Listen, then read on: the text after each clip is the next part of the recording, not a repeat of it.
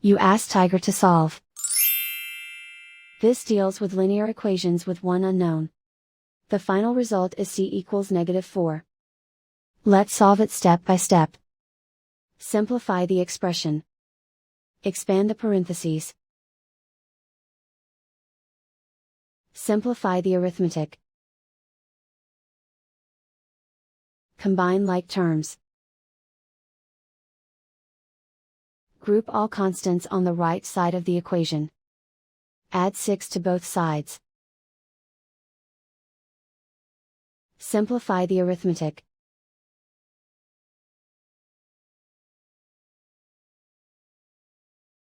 Isolate the c. Divide both sides by 7. Simplify the fraction.